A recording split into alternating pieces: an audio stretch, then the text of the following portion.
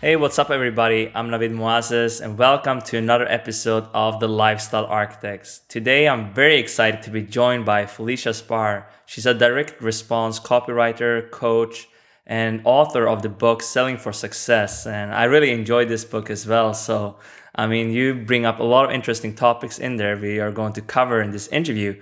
But you're also responsible for dramatically growing businesses in a variety of markets, such as health, personal development, and business ops. She also uses her master sales, persuasion, and communication skills to help entrepreneurs, leaders, coaches, and consultants become instantly irresistible and get anything they want in life on her blog, Instantly Irresistible. And you've been featured on the Huffington Post, Mind Body Green, Elephant Journal, and many more places. So I would like to welcome you, first of all, to the show.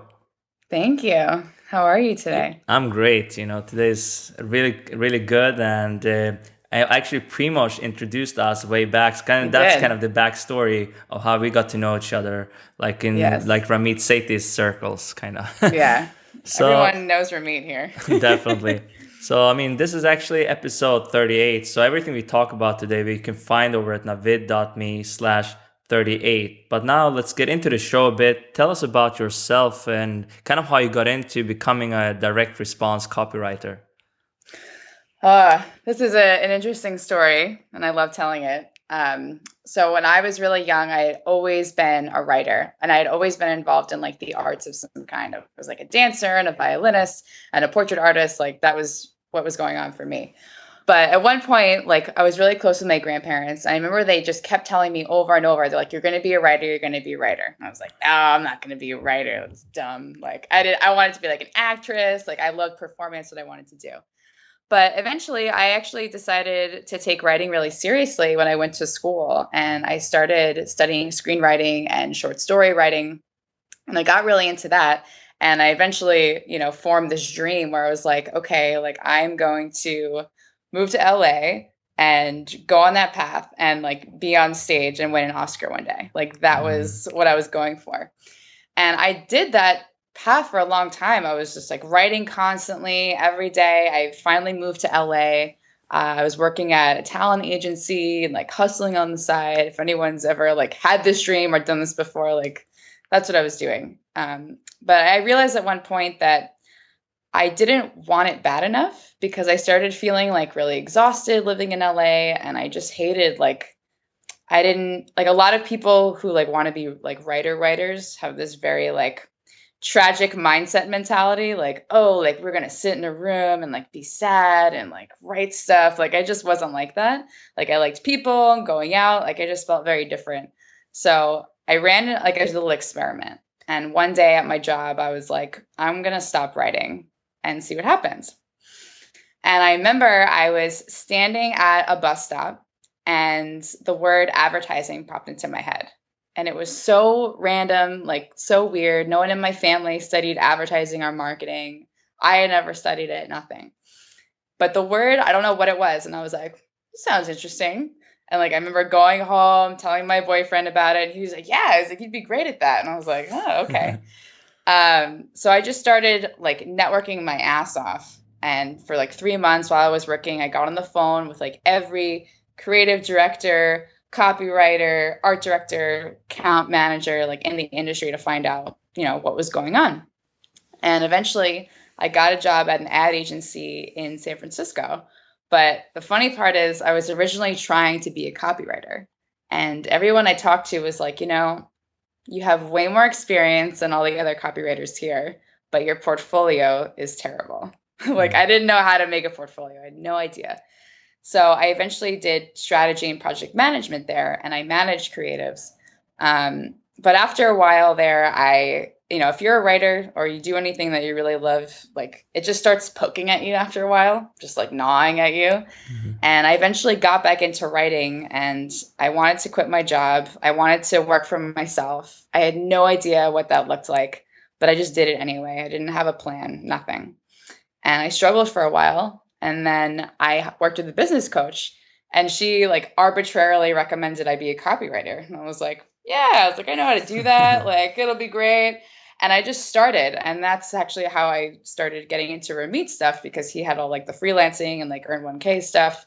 And I used that to like get started immediately with my business.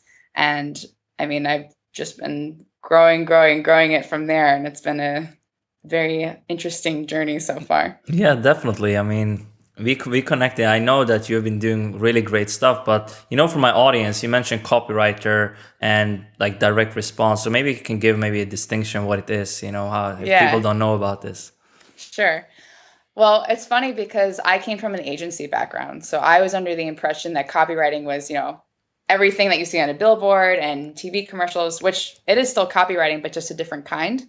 I didn't really learn about direct response until a few months into starting, and I was like, whoa, it's like this is a completely different world. Basically, all direct response is like you're getting an immediate result from your writing. So, I mean, mostly direct response is associated with sales.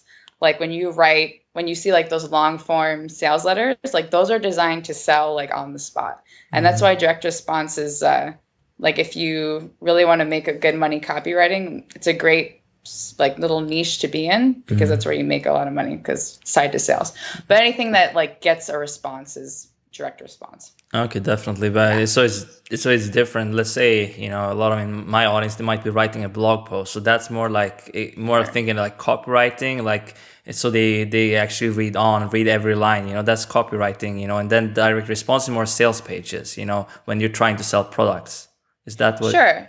Well, I think too that even if you're writing a blog post, like I wouldn't call a blog post necessarily direct response, but Yeah. you can use like principles of direct response, especially if you want people to comment, Yeah. tell you a story, sign up for something, you could still use your direct response. But I think another good way to classify it is like brand copywriting. So like the stuff that ad agencies do is not necessarily always designed to sell. It's more designed to like build awareness. But those brands can do that because they've been around for like 50, 60 years. Like you're not going to get a direct mail piece from like Tide being like, hey, like we have this amazing new laundry detergent. Like it's just, that's not like their mode of marketing and advertising. So that's why those two worlds are a little bit different, and they both get like really mad at each other a lot, which I think is really funny. But I think both can learn from each other. But did you get inspired by anything when you started out in the first place? Any books or anything that you really learned a lot from early on? In direct response or just copywriting in general? Yeah, in copywriting, communication skills, because that's what we're going to get into a little bit more, like how you tell stories, how you make people interested in you, and so on. For sure. Definitely Dale Carnegie's book. Like I think everyone knows I'm like a walking, talking billboard for that book now. Reading that book changed my life. I just keep it on my nightstand like a little Bible. And the other book in terms of copywriting, and I think a lot of copywriters or like direct marketers will say this, but Claude Hopkins' book, My Life in Advertising and Scientific Advertising, that book is also something I refer to constantly. Like that changed everything for me. I was like, wow. I was like, I've been doing everything wrong. I was like, this is, where I'm going. That book is incredible. I recommend anyone read it. I think it's fascinating. Is it different from influence? I kind of read influence. I read breakthrough advertising. They're different than these books or similar ones? Yeah. Well, influence is great because it's more like I guess they're both like field tested, but influence is more like breaking down certain like persuasion principles and how and why they work. Whereas Claude Hopkins' book, so when he talks about like his life in advertising, he like literally it's like a pseudo memoir kind of thing, but he talks about like why the advertising worked, like what tests they ran. And like when he talks about scientific advertising as part of that, like he'll talk about headlines. He talks about like tire advertising, and he talks about, Palmolive soap. It's just, it's a very engaging like book of like case studies, I think, in a lot of ways. Interesting. So it's a little bit different. Yeah. I think both are very complementary though. I think I read those both at the same time, actually. Okay, great. But something I talk a lot about here on the show is the importance of connecting with powerful people or influencers to actually grow your business. First, we need great content, but we need other people to surround ourselves with and actually become friends with. So you talk a lot about kind of like master social skills to connect with these people. So, how can you do that, especially when you are starting out? Yeah, this is one of my favorite things to talk about, like ever.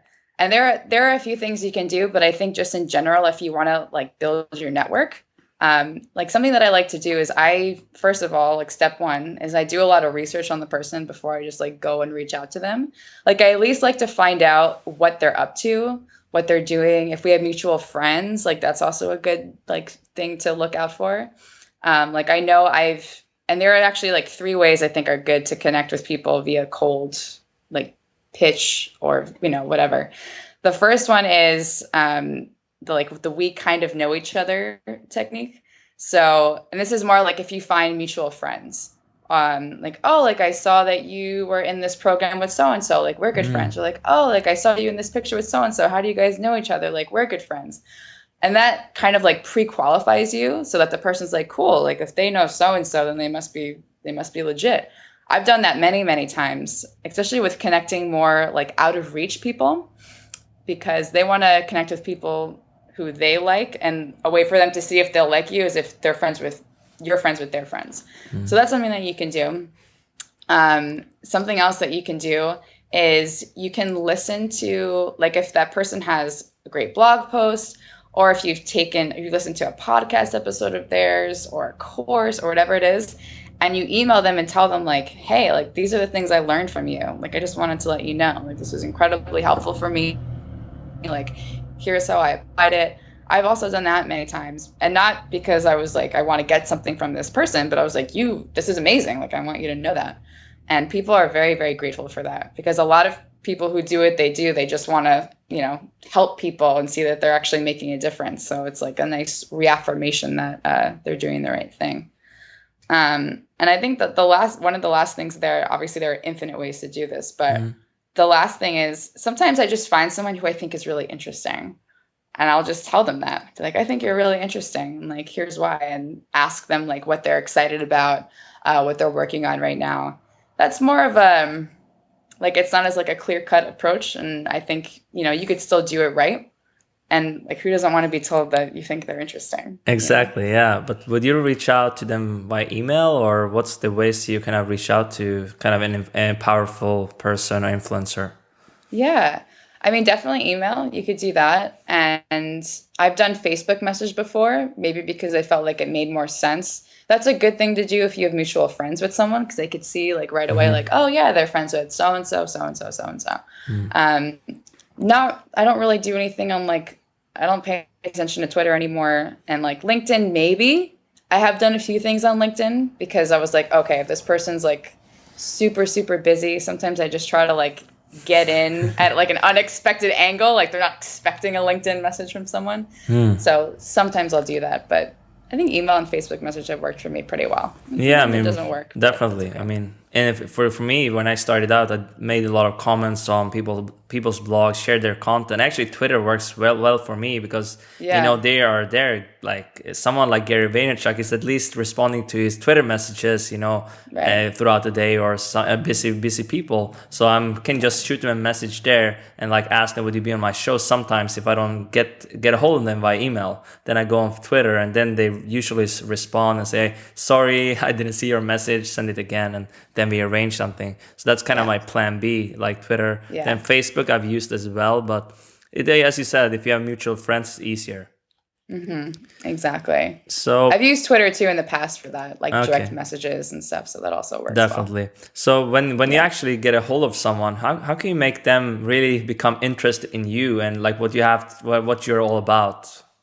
Yeah. So this is something I've thought a lot about. And I think like, just going back to Dale Carnegie, like he always says, like, talk to the other person about themselves, like ask them questions. And I think you definitely should do that.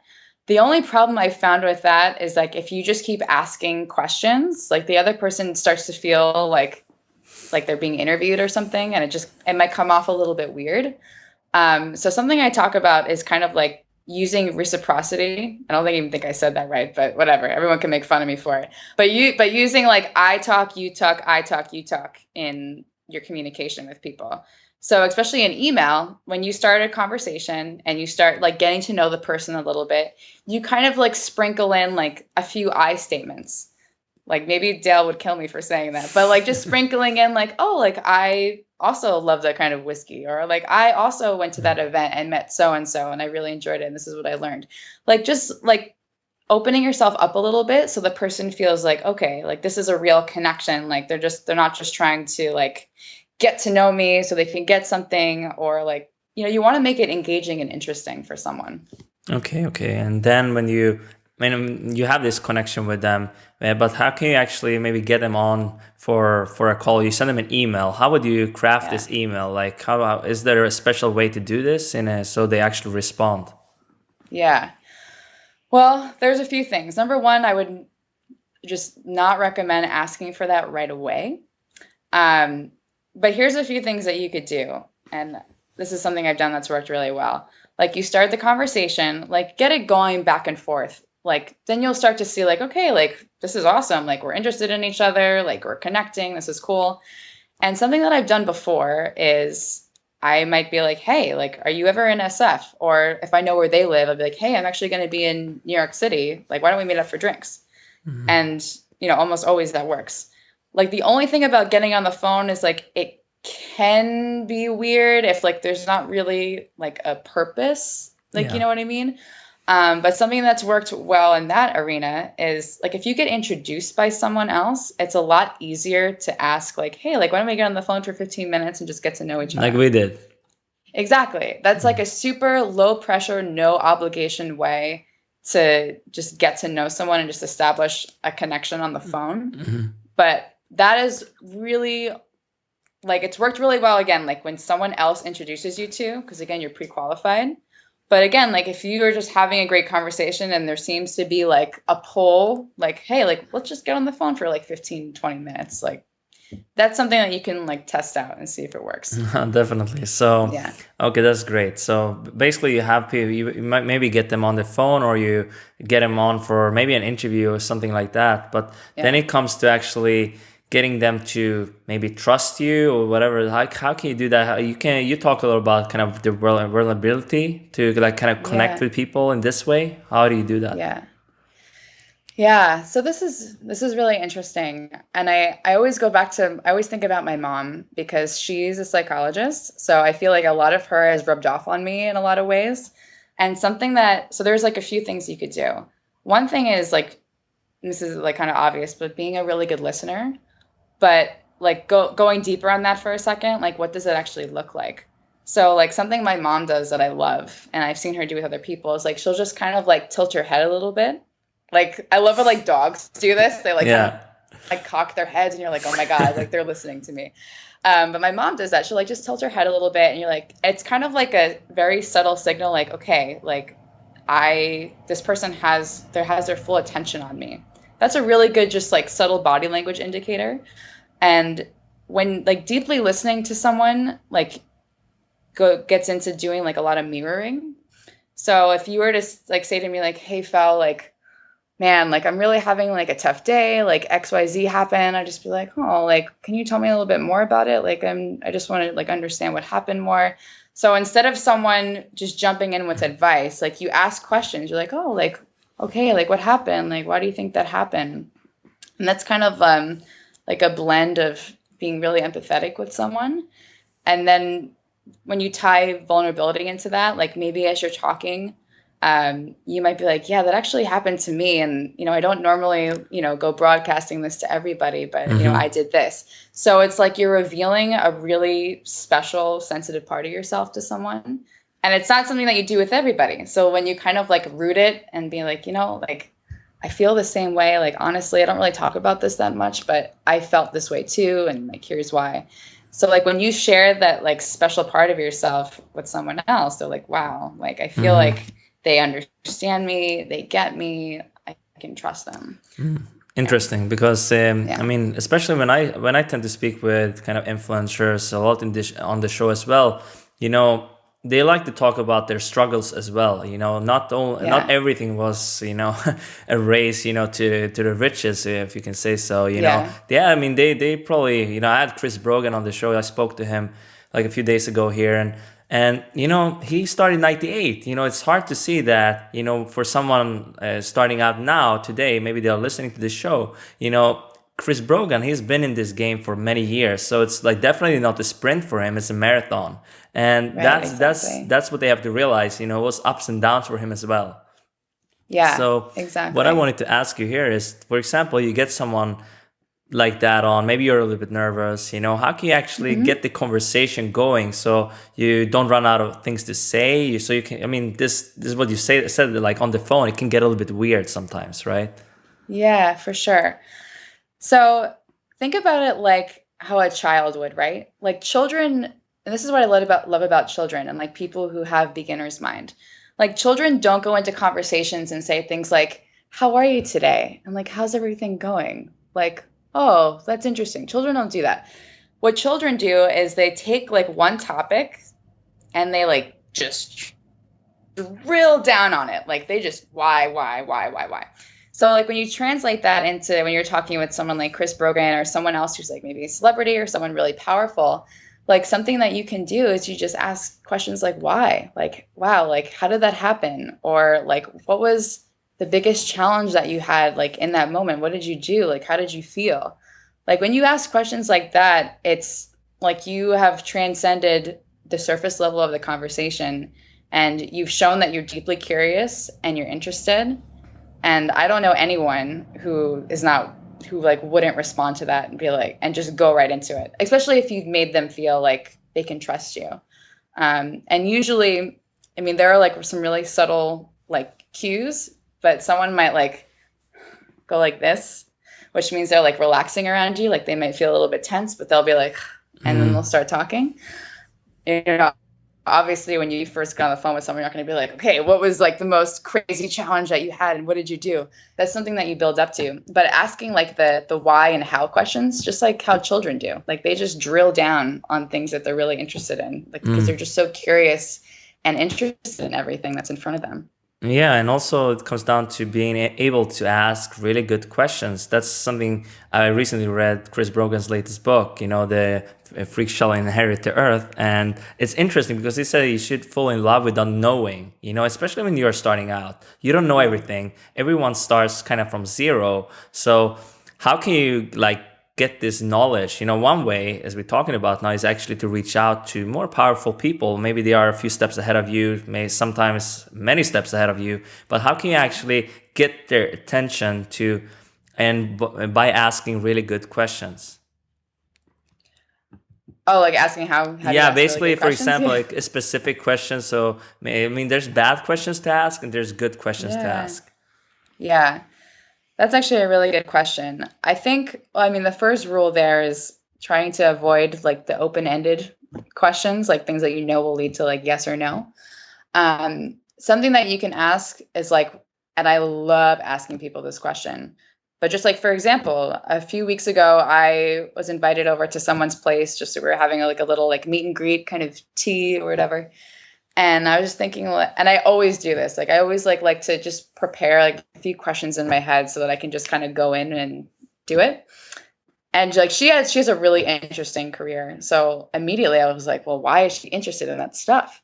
So that was one of the questions. I was like, why? So why are you so interested? Like, why are you so fascinated in this kind of stuff? And that'll get someone talking, I guarantee you, for hours. They're going to tell you their life story. They're going to tell you all like the little tangents they went off on and what they learned and what they failed at. Like, that will open a Pandora's box for you. Just asking, like, why are you so interested? Like, what got you really interested in that? Yeah, and something I've been thinking about, like when you go to an event, maybe you only have like 1 minute or 2 minutes to actually like tell them what you're about. Like, how can you tell Yeah. people what you do in a great way to actually persuade them? Yeah, this person is someone I should count on. Yeah. Well, something that I would do is like, I was actually just at an event recently, and a lot of people, when they introduce themselves, it was like this very long, like paragraph of like Yeah, things that they do and things that they're doing. I mean, I think a good formula for like just being really crisp about it is like, I'm a blank who helps blank do blank. Like, if you just want to yeah, like do the bare bones of it, like, I'm a direct response copywriter who helps these kind of entrepreneurs like make this kind of money or sell this kind of product. Like, really, really simple. So that people are like, oh, she's this and she helps people like me do that. You know, you have like the immediate like outcome or benefit right there. It's like your headline for yourself. Yeah, I mean, how then you need to figure out kind of who you help in the first place. So that's also important, obviously. So, I Yeah. mean, how did you find kind of your market in that sense? Like, so you actually know what you're about. Yeah. Well, honestly, that's an interesting question because that took me a really, really long time to figure out, mostly because I didn't want to just like focus on one market. Like, I didn't want to just focus on health or just focus on like business opportunity or whatever it was. But I knew that I know like who I wanted to help, like the actual persons, like entrepreneurs who are selling like information products Hmm. online who have like six-figure businesses. Yeah. Um, so that's the way that I went about it originally. It's, I mean, granted, that's a little bit like harder to do when you're starting out, only because like it's hard for people to be like, oh, well, like, do you help these kinds of businesses like in Yeah. health or like what kind of weight loss? I mean, so that was a choice that I made. But it's up to you. Like, if you feel particularly excited about health and weight loss, then hell, like then try that, and you can just do that for a little while, and no one is telling you that you need to stick with that for the rest of your life. I personally don't think I can like recommend what way is should be anyone's way, but it's definitely easier if you have like a really strong niche so that people are like, oh, perfect, having a health Mhm. project, I need a copywriter for this person, boom. Yeah, I know we talked about this before on a previous call we had, but positioning. I'm so passionate about this topic. I speak to Yeah. almost everyone about this, but I think it's important to bring up a little bit about how Yeah. you kind of position yourself as an expert in this field, and now you're charging a lot of money for it as well. So you're actually kind of a premium brand and growing. Hmm. Yeah, that was also a really painful path for me, only because I had no idea what positioning was before. And this is actually one of the most valuable skills I learned from Ramit because I've invested like heavily in a lot of his stuff.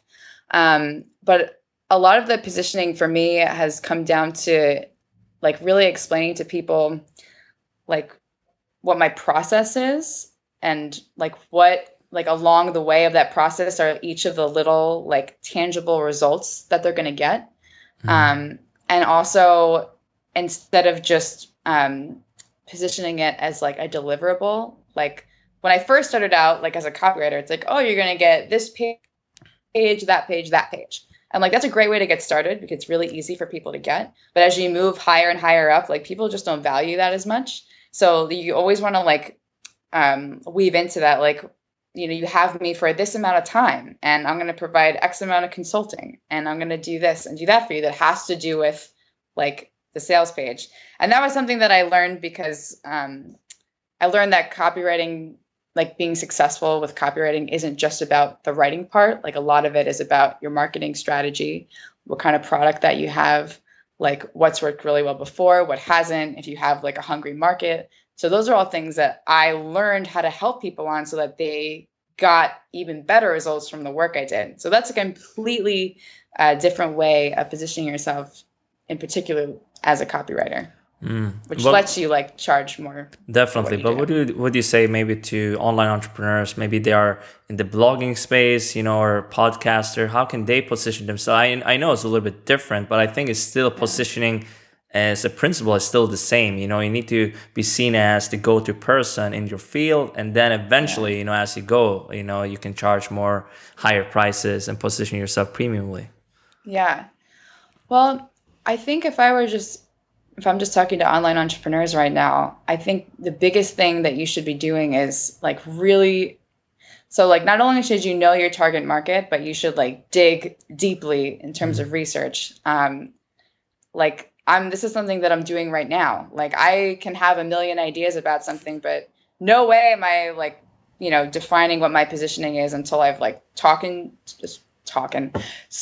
to like a certain amount of people and I've taken like their language and I've found gaps that I can fill. Like a lot of really, really good positioning comes down to really, really deep, rigorous, boring ass research. And like that's a lot of the reason why people don't get it right, because it's really not sexy to like sit around and do research. But like one of the ideas I'm working on, I've been researching it for like seriously for like 3 months now without creating anything. So Mm.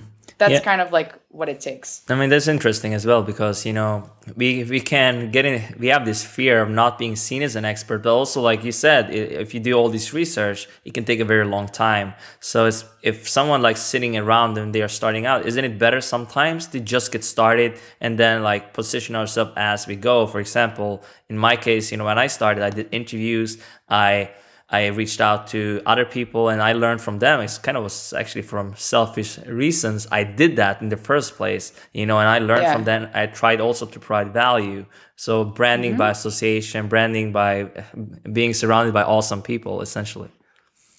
So Yeah. is that And something you can do? I think that's a great point. And I think you can make both ways work, but but like the caveat is that if you just get started, which I think is great, and that's what I did too when I first started out, particularly, and like I was a service-based business. You just have to be okay with the fact that your positioning might suck.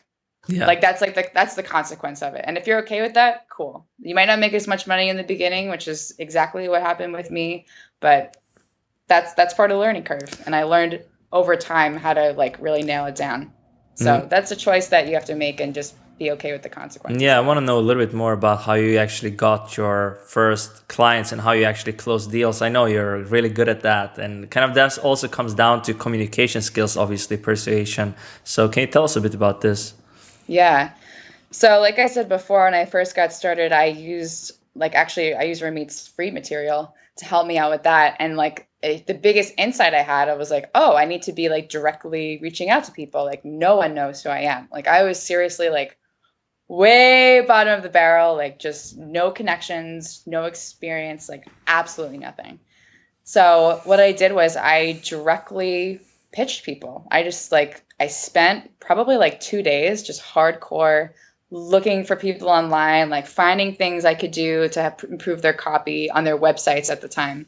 And I just sent out like pitch email after pitch email after pitch email. And within, what was it, like 3 days, I had 3 clients. So what I did there was in my pitches, I mean, I would gently tell someone that their copy wasn't good. I phrased it elegantly. And when you like find people, like before I ever write a pitch, I try to get a sense of like what they really care about. Because that's the thing about the pitch. You sometimes you don't really know like what exactly is a priority for them or not.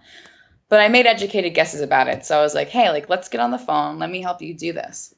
And whenever I got on the phone with people, like I would be like walking them through step by step. I was like, change this, do that, do this, do that. They were just like, can I just hire you to do it? Wow. So like that's one thing that happened that allowed me to kind of just, I didn't really have to do any selling. Like people just really wanted it. But as I kept moving higher up, and I don't really use that approach anymore, but when I was still using it and kind of playing around with what my prices were, something that I did is I just provided like so much value on that call. And then so I would get a sense on the call whether or not someone was interested now or they needed a little bit more time. I'm not sure how to teach that right this second, but it was something that I was able to sense. And I was like, look, like implement the changes and then let me know what happens in the next couple of days. That's a version of what I would say. And they would email me and just be like, I need to hire you. So that happened too. But I think one of the core lessons there is like actually providing like insane value for someone. That's something that they can do. And if they do it and they get results, they're like, hey, like what else can you do for me? Or they try to implement and they're like, I don't want to do this on my own anymore. Yeah. So that was something that worked really well for me. That's interesting because for me, most people, they have actually reached out to me probably because of my blog, podcast, and so on. So I haven't really reached out to people myself too much, but if I did that, I can just see how many more clients and business I would get from it. I guess, there's a lot of people, they are lazy, they don't want to actually reach out to people and doing it this direct way. So, I mean, let's say I have maybe a website branding business and I want to get this going. Where what kind of emails should I send to people? Let's say I target real estate businesses or lawyers, something like that. Yeah. Well, first, I mean, I would definitely try to understand that market and like what exactly do they need to do in order to like, because usually businesses want to do like a few things, either make more money, get more clients, like one of those things. So, and this is actually interesting because months back, someone had emailed me, and he's in like the very competitive like SEO world, and he was asking like, how do I differentiate myself over everyone else? Mm.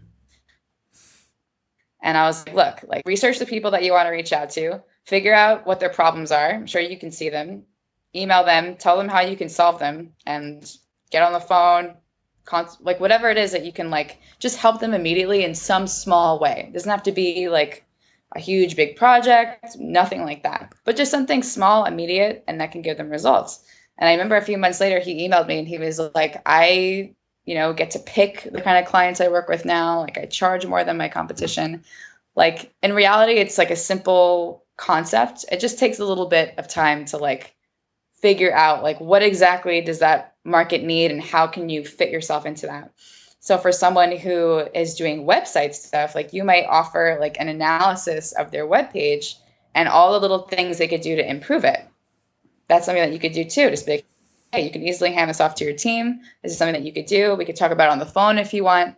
That's something that you could definitely do. But I think it starts with fear for a lot of people, especially getting on the phone. So I think that's something you have to get over. So how do you do that? Like you just get on the phone with someone. It's a scary thing, It's one thing to write an email, and that can be scary for some people to just craft a copy, what can I help them with, and so on. Yeah. It's like guys and dating. Like you're going to get rejected a lot. Like it's just gonna happen, And like this is what makes me like feel for guys. I'm like, wow, they get rejected so much. But I know how this feels because I've gotten rejected so many times, I can't even tell you. But that's how I got really good at like crafting just the right pitch. I just kept learning. I was like, okay, that didn't work, that didn't work, that didn't work. And obviously something that I always like to remind myself of, and people can write this down and put it on their walls, and it's tell the truth, like even if your voice shakes. So for me, that translated into, even if I'm super nervous, even if I feel like I can't speak or my legs are shaking or whatever it is, like I'm just going to do this anyway.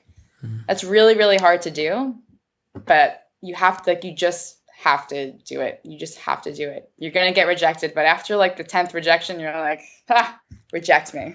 Exactly. Yeah. I just wanted to bring this up because that's kind of my approach as well. And also kind of acting before you're ready to do it, and just take some action, and you take these small steps. It doesn't have to be big. But another thing that's kind of important to bring up is how maybe talk a bit about this, how you craft emails, but maybe with headlines and the copy that goes into this is important as well. So people actually open their emails. Yeah, that's an interesting one.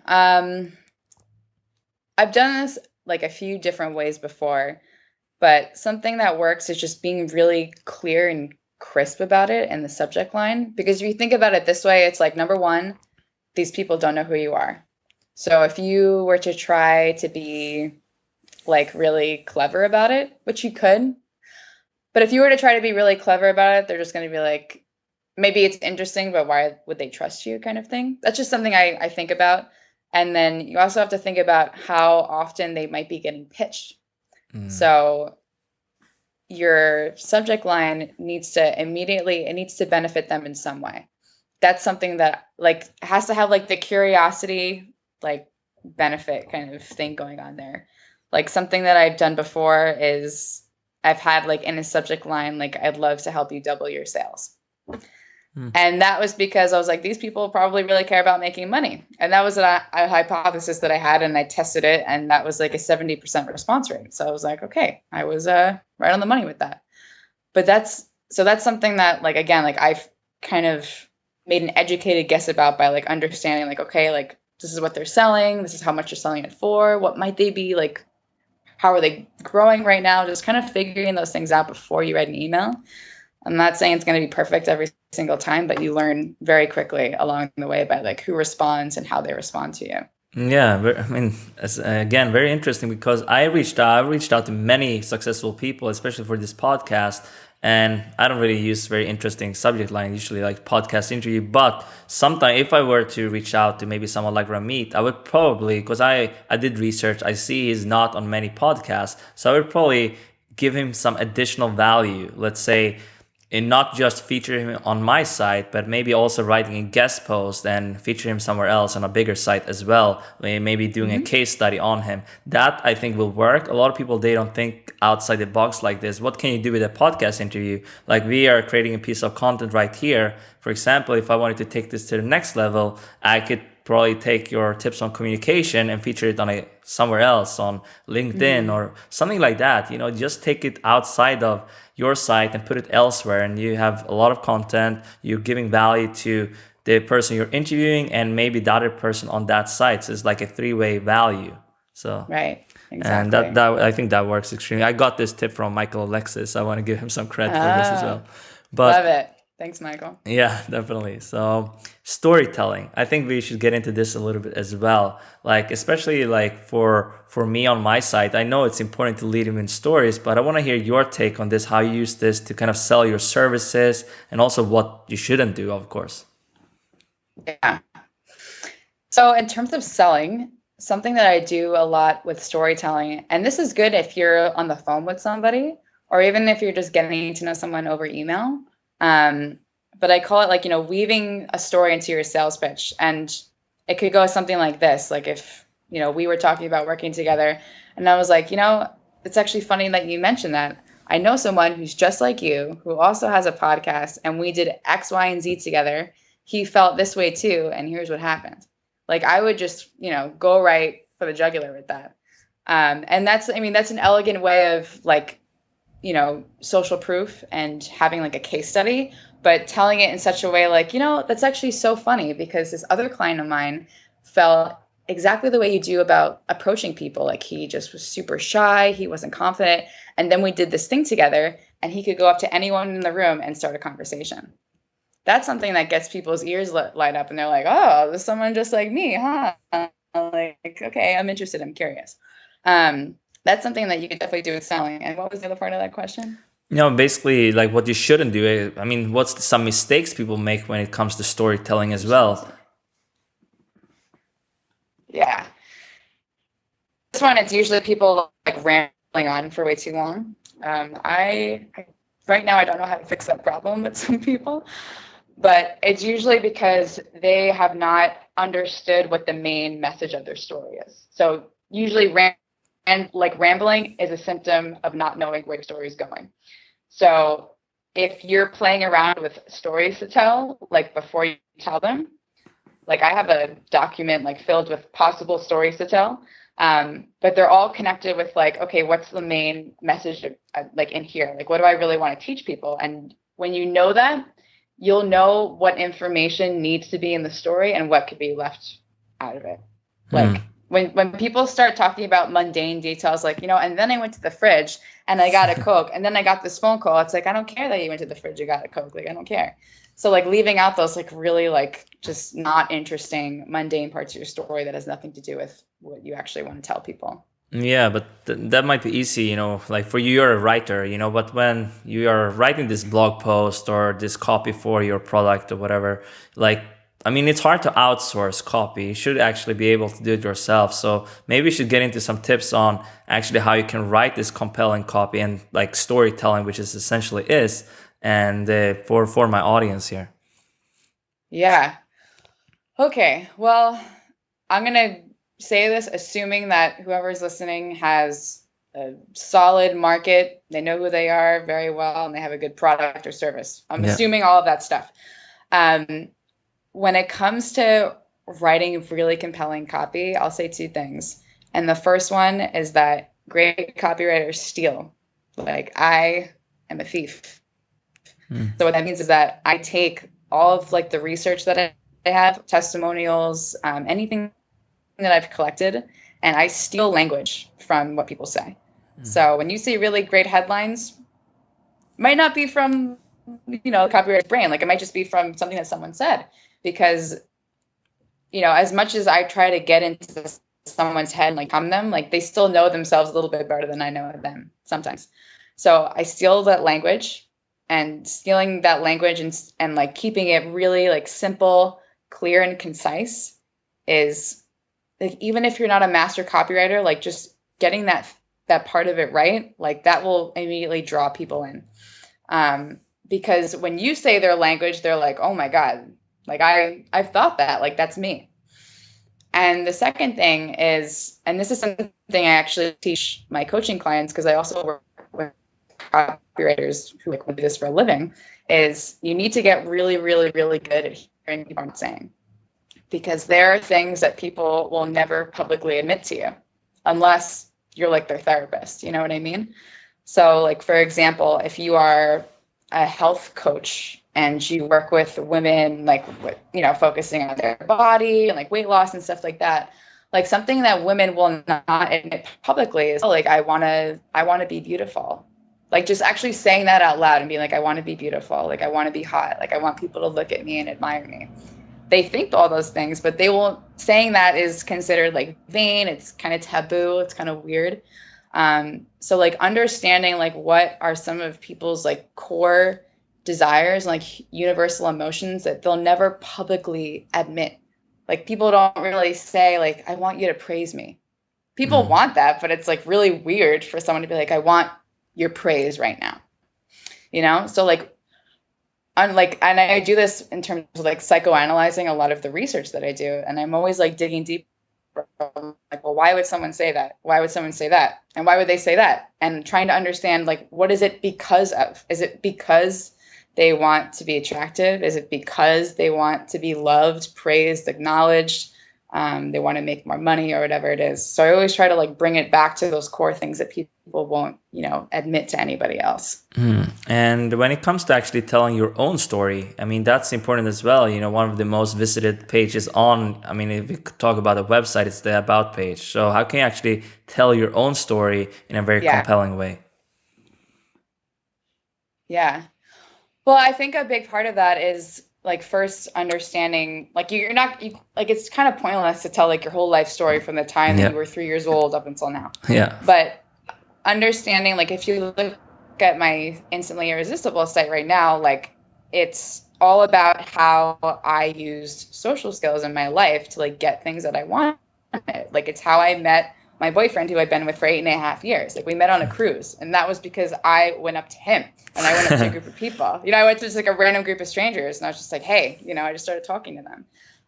It's how I got like raises and job offers, because I talked to the CEO. Like I was, you know, freaking BFF with them. It's how like I've made connections with people who are like considered celebrities and millionaires, but they like talking to me because I'm not like a weirdo. Like I'm not trying to like get something from them or worship them. So that's in terms of my About page. I talk about like how I was able to do that, why it's important for the people reading, and how they can get more of it. But for example, like if you're talking about like personal branding and storytelling, it's like, well, why is that a part of what you're doing today? Like what were the maybe like 2 or 3 events that led up to it? What has it helped you do? How can it help other people? And maybe a good framework to use is like who you are, what you do, and why you do it. And that leads into like you do it, you know, to help people do X, Y, Z, or whatever it is. Yeah, I think the why part is extremely important. I mean, if you don't know your why, the people you are serving, they will not know your why either. So you need to really know why you're getting up in the morning, I think. And also this thing you talked about, that like don't ask for anything in return. When you actually reach out to someone, don't expect them to promote you. First, you need to provide value. You know, you need to give, and then eventually, I mean, you don't know this for sure, but if you actually really admire this person, you would have done it anyway. And that's actually a relationship you start.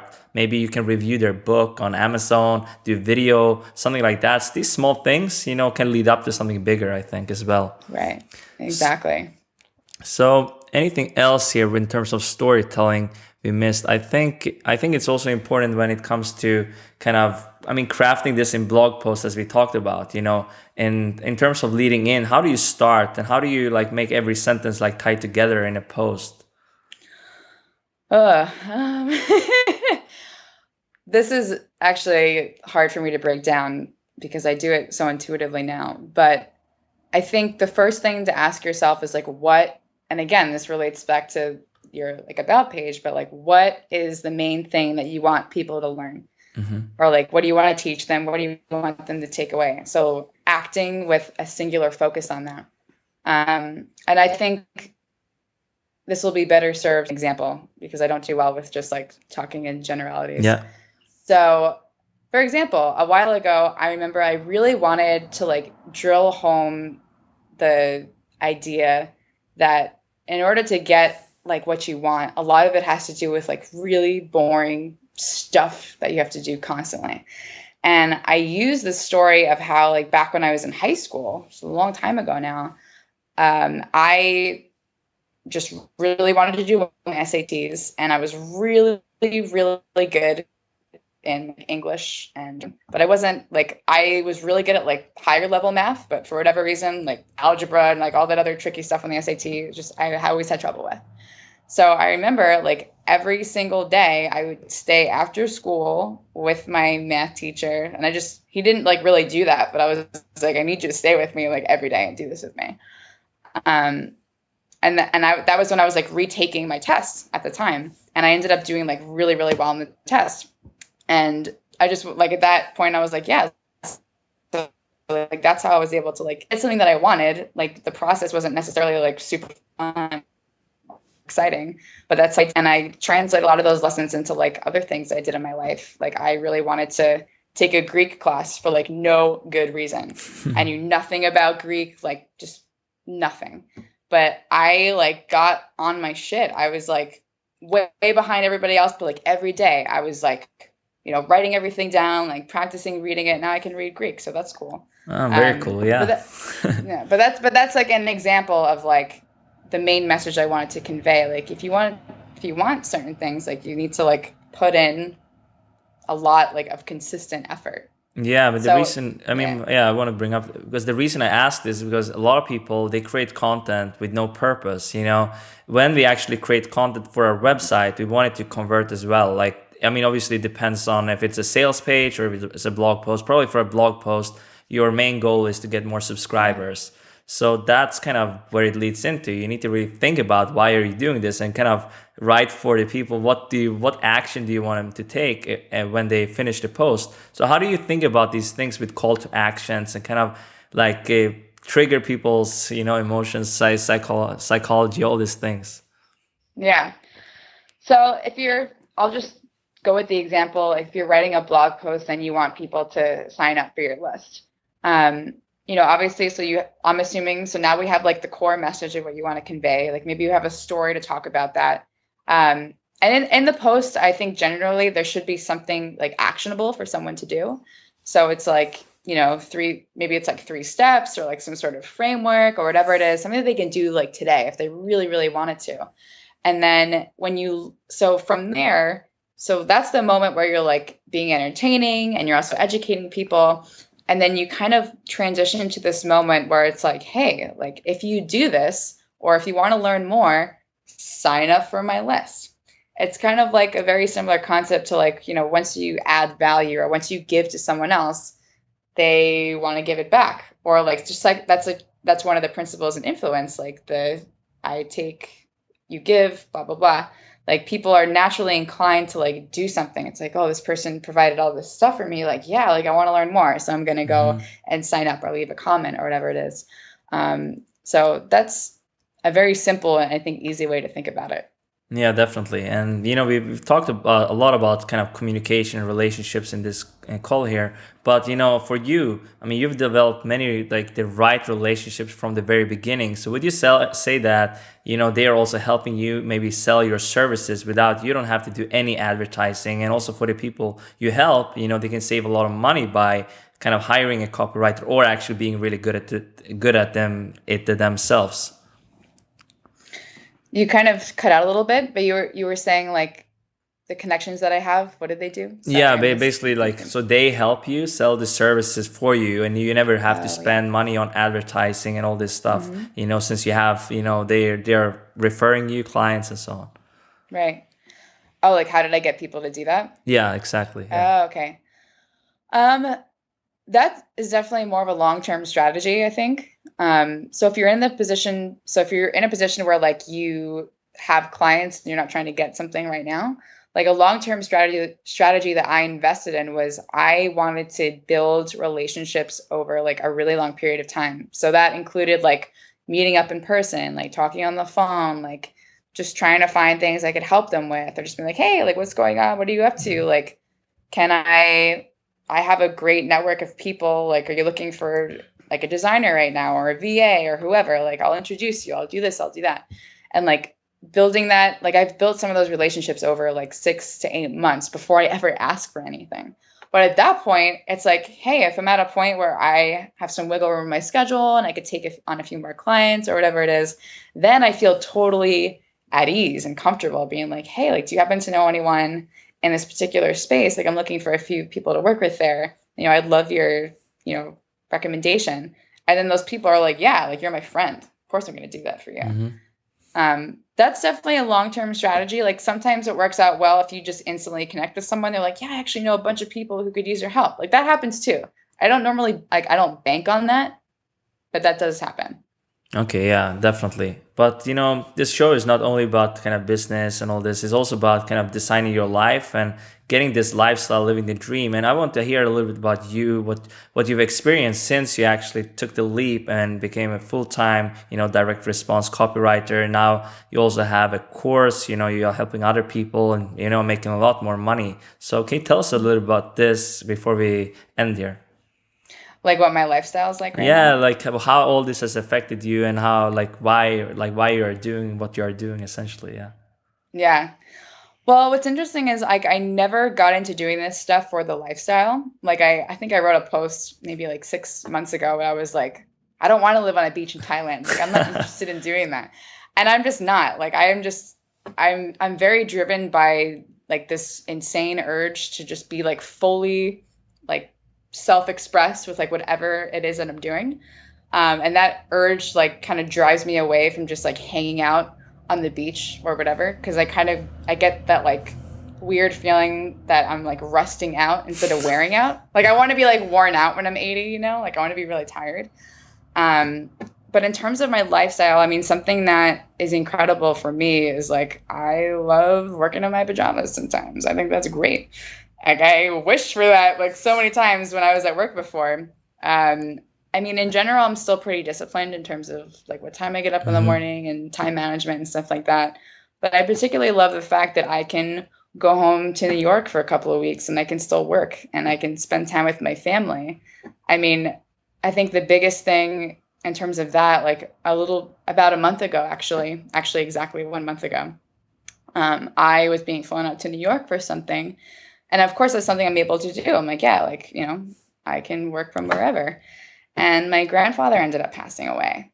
And I just kept thinking, I was like, what would I have done if I, had a job like I had before? Like I would have like missed work and like this and that. Like I'm sure I could have done it. But the fact that I was able to be there with my family, I was able to stay for like the wake and the funeral and stuff like that. I mean, this is getting kind of morbid, but whatever. Yeah. It meant a lot to me that I could do that. And I basically didn't really work that week and I really couldn't. But just being able to do that like meant so much to me. Like he was like a father to me. So like, yeah, I'm sorry to hear that, but you seem like really disciplined. So I want to hear, before we say goodbye here on this call, I want to hear like your morning routine a little bit, because I know like from a lot of successful people I speak to, they seem to have kind of a ritual, they do kind of the same things over and over again and it works for them. Even Aben Pagan, he says that if he could only give one tip, it would be to have a morning ritual. So what's yours? Yeah, so I usually wake up between 6 and 8 every day, just depends on what's happening there. And I always I work out in the morning, whether it's like I do yoga or I do Pilates or high intensity interval training. I do something to move. And then I always take a shower and I eat and I just feel like really clean and like ready to go for the day. And something I've been actually experimenting with recently is not checking my email right away. So I'll have uninterrupted working hours from 7 a.m. to 12. And then I'll have a batch of time where I check email. And then I'll be like, okay, what do I need to do? And then go off and do whatever I need to do for the rest of the day, whether that's just little things, or if I want to spend some time reading or learning. Like my best hours are in the morning, and after 2 p.m. I just kind of like check out. Like I just can't really think as clearly anymore. So and I also started doing Kung Fu. We should run away that's here. That's also part of my routine. Yeah, we should not get into a fight with you then. So no, I'm going to kick everyone's like. Yeah, definitely. That's interesting, actually. Like, I mean, sometimes I like to ask this question because it's so like to see kind of the similarities with people. They seem to have this kind of structure in their life. You know, when I wake up early and kind of plan tomorrow, today, you know, that's when I get the most stuff done. You know, when I don't do that, you know, I'm all over the place. I don't know what I will focus on. You know, should I do a podcast? Should I do something more like generate more money? What should I focus on? So that's a really great takeaway as well. So where can people kind of connect more with you online? Where should they go and find out more?